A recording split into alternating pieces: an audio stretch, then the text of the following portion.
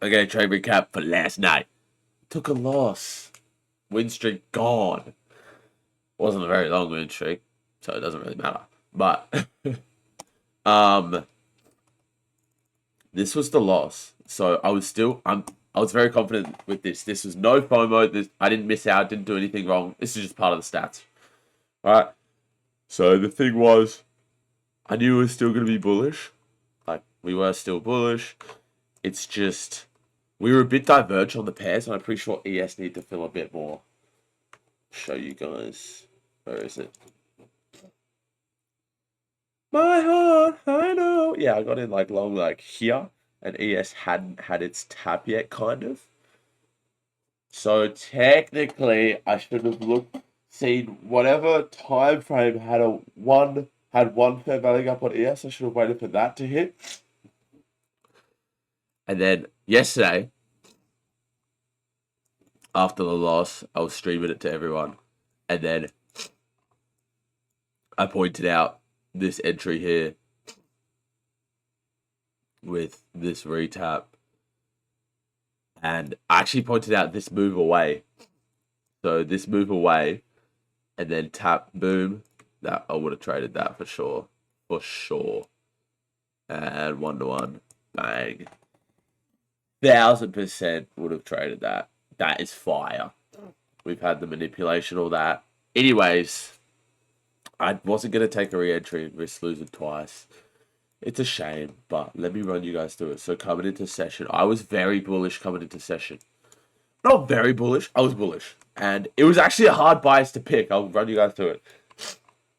Overall, we're still bearish on this trend kind of. Like, we're still kind of bearish. So, this imbalance here has been filled by this. This imbalance here has been filled by this. And then, so us moving through this imbalance tells me, okay, we got a bit higher.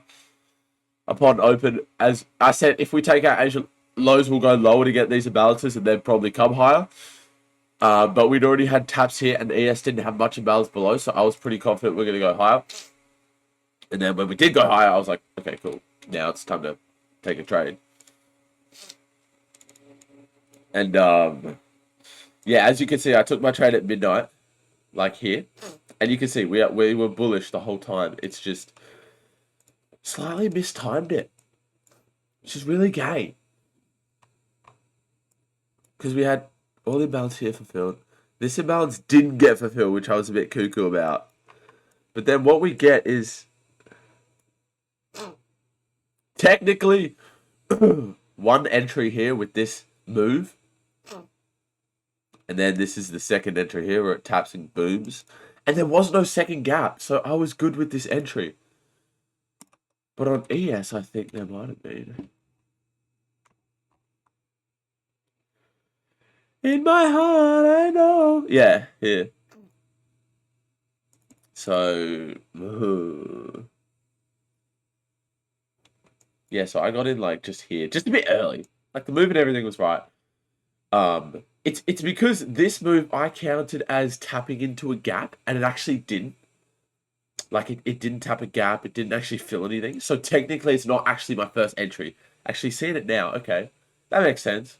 I just got a bit too G'd up. Technically, it didn't actually give me that first entry. But it did kind of create structure above this gap, so it's not all that bad. It's alright. Technically, it wasn't. Yeah, technically, it didn't actually tap. So if we were waiting for the tap, this would be the first tap. Then it'd get kind of inversed. Then we're moving bullish. We get a tap here. Ooh. Then, oh no, bullish again. Oh, and then here, second tap with no extra imbalance created. So first tap here, second tap here with no extra imbalance created. I'm long in that bit. Yeah.